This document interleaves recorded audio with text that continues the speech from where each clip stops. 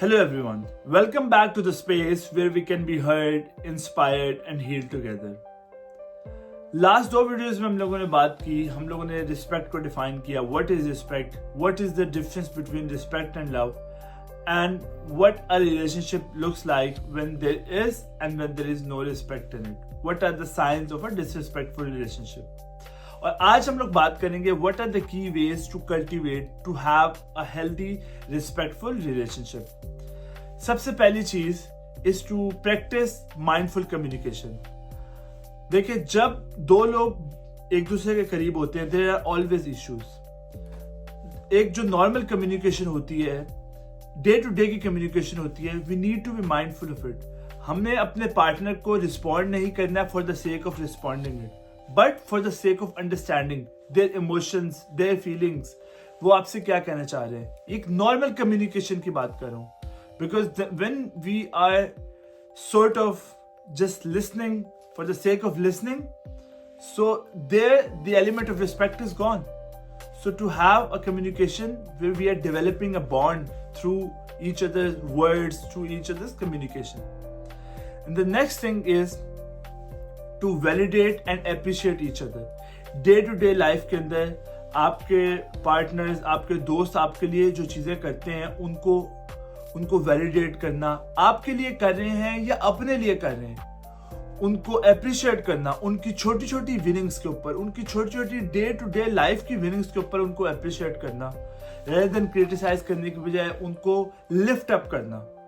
उनकी गलतियों पे उनकी गलतियां को क्रिटिसाइज ना करना, बल्कि उनका कंस्ट्रक्टिव क्रिटिसिज्म करना. और सम टाइम उनको देखना कि when they do not want your constructive criticism, आपको उनको वो भी नहीं चाहिए. All they want is your support. The third thing that you can do is to honor each other's boundaries. एक जो चीज बहुत ज्यादा कॉमन हो चुकी है आजकल के रिलेशनशिप्स में, कि जब आपने देखा होगा हमें मोबाइल के पासवर्ड भी चाहिए, हमें व्हाट्सएप के कोड्स भी चाहिए, हमें एक दूसरे की चैट्स भी पढ़नी है. This isn't the way.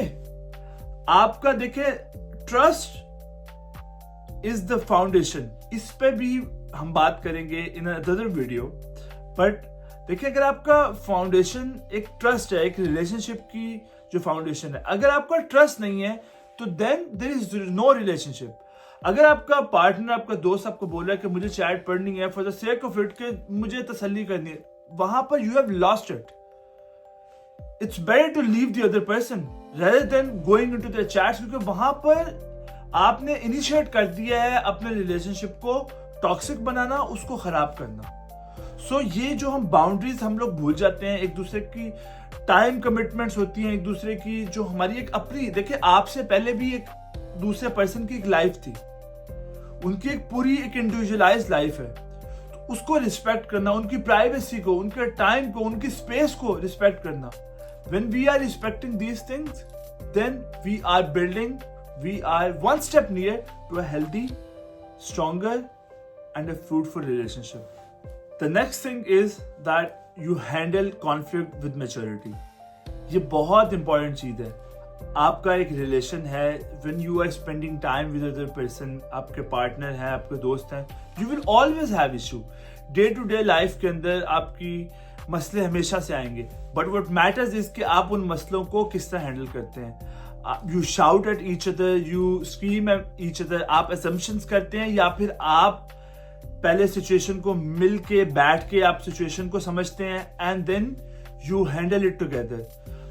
हमेशा से होगा, कभी एक बंदे की गलती होगी, कभी दूसरे बंदे की गलती होगी, but what matters is that rather than making assumptions, rather than not trusting each other, आप मिल के कॉन्फ्लिक्ट को सॉल्व करें.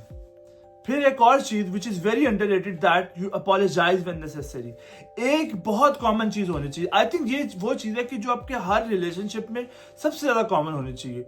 हम अपोलोजाइज करने को, हम माफी मांगने को इतनी बड़ी डील बना लेते हैं कि कभी कभी ये ईगो हमारे बड़े बड़े रिलेशन, 15-15, 20-20 साल के रिलेशन को कंप्लीटली वैनिश कर देती है, तबाह कर देती है, बिकॉज कि मैं सॉरी नहीं बोल सकता.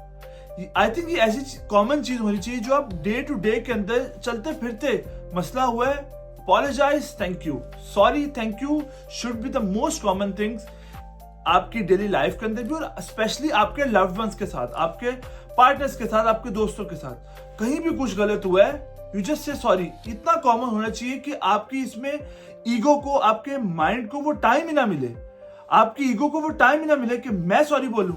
जब आप उसको ओवरथिंक करके टाइम दे देंगे तब आप कभी भी नहीं कर पाएंगे। तो ये आप इस चीज को एक अपनी हैबिट बना लें।